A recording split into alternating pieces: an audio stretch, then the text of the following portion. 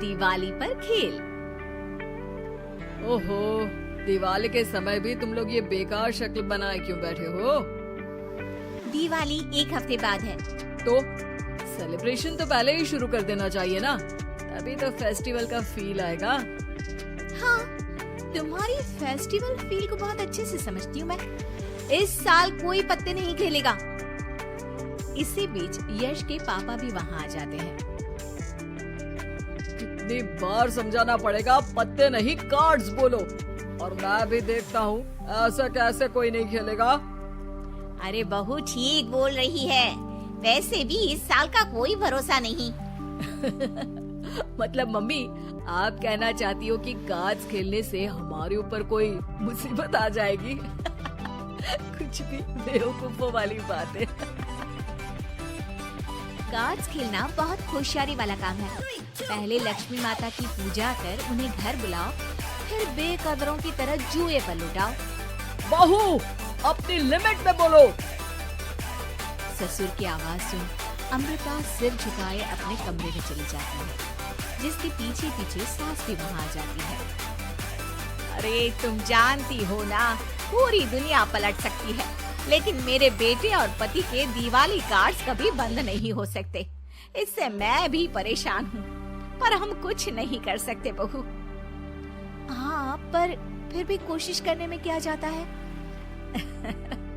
बिल्कुल जैसे पिछले 2 साल से कर रही हो, हाँ? अगले 20 साल तक करती ही रहोगी तुम। अब दोनों सास बहू अपने काम में लग जाती है। वहीं यश और उसके पापा कार्ड्स खेलना शुरू कर देते हैं। दिन बीतते हैं, जिसमें एक दिन यश का दोस्त रोहन उनके घर आता है। और रोहन, इंडिया कब आए? ब्रो, लॉकडाउन से पहले आया था, फिर यहीं रह गया। अब दिवाली है तो सोचा चलो सब दोस्तों से मिलते हैं। बढ़िया है, आजा चल कार्ड्स खेलते हैं। अरे यार, ऐसे मूड खराब मत कर, बिना विस्की कार्ड्स का मजा नहीं। लंदन में हम ऐसे ही दिवाली मनाते हैं। मैं दिवाली पर विस्क लेकर आता हूँ, फिर खेलेंगे। रोहन वहाँ से चला जाता है और यश उसकी लंदन वाली बातें सुनकर खुश हो जाता है। इसी तरह दिन बीतते हैं और देखते ही देखते दिवाली का दिन भी आ जाता है, जिसमें पूरा परिवार सुबह से ही पूजा और सारे सेलिब्रेशन की तैयारियों में लग जाता है।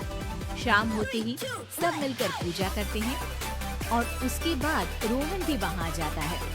कहीं मैं लेट तो नहीं हो गया? अरे नहीं नहीं बेटे, आओ बैठो, हम सब अभी गेम शुरू करने ही वाले थे।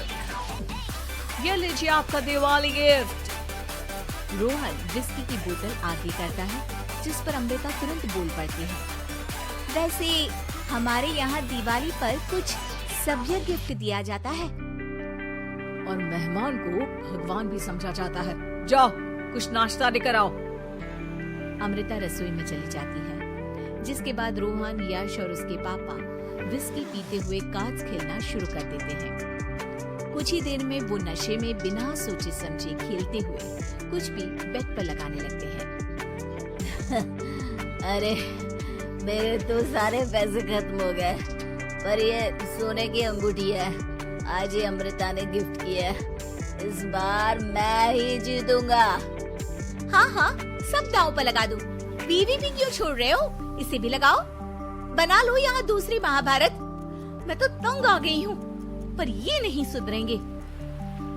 अरे इतना क्यों किलस रही है? खेलने देना उन्हें, कौन सा कोई लूट कर ले जाएगा? खेल ही तो रहे हैं, बाद में सब वापस कर देंगे। वो तो अभी पता चलेगा। सास अमृता की बातों को इग्नोर कर वहाँ से चली जाती है, पर अमृता वहीं रुककर यश और उसके गेम पर नजर रखे बैठी रहती है, जिसके कुछ देर बाद यश और उसके पापा सब कुछ हार जाते हैं। तू तो हार गया। ऐसा नहीं हो सकता, यश कभी नहीं हारता। तो क्या आप जीतने के लिए अपने घर को दांव पर लगाएगा? रोहन की बात सुनते ही अमृता यश के कुछ बोलने से पहले ही बोल पड़ती है। नहीं, ऐसा कुछ नहीं होगा। तुम फिर बोले? कारा चुप रहो। अब चुप रही तो तुम जिंदगी में किसी के सामने कुछ बोलने लायक नहीं बचोगे। अमृता की आवाज सुन सास भी वहाँ आ जाती है।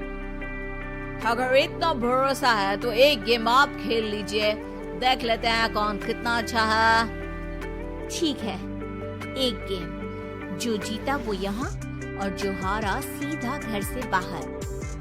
रोहन अमृता की शर्त मान लेता है, जिसके बाद अमृता अपनी सारी ज्वेलरी बेड पर लगाकर गेम स्टार्ट करती है, जिसमें देखते ही देखते रोहन जीत जाता है। ये सब देख यश हैरान रह जाता है। हरा दिया ना, ये ज्वेलरी क्या फ्री में आई थी जब बेट लगाई? तुमसे कुछ नहीं हो सकता, कहा था दूर रहो। वो सब बाद में, पहले मुझे ये सब दो। अरे नहीं भाई, मैं लूट जाऊंगा, ये तो बस मजे के लिए खेल रहे थे। ओ ब्रो, जुआ मजे के लिए खेलो या सीरियस होकर? हारोगे तो भुगतना पड़ेगा। रोहन की बातें सुनकर यश को अपनी गलती का एहसास होता है, जिस पर रोहन वो सारे पैसे और ज्वेलरी उठाकर अमृता के हाथ में दे देता है। ये देखकर सब हैरान रह जाते हैं। अरे तुम ये अमृता को क्यों दे रहे हो? क्योंकि मैं अमृता की तरफ से खेल रहा था। हैं? मतलब हम कुछ समझे नहीं। मतलब ये कि तुमने कार्ड्स के गेम को जो इतना ओवररेटेड किया हुआ था ना, उसे लाइन पर लाने के लिए मैंने रोहन के साथ मिलकर ये ड्रामा किया। रोहन यहाँ मेरे कहने पर आया, ये सब कुछ उसने मेरे कहने पर किया, जिससे तुम्हें ये समझ में आए कि गेम खेलना और उसका एडिक्शन होना अलग अलग होता है। उम्मीद है कि मेरे पति को भी समझ में आ गया हो।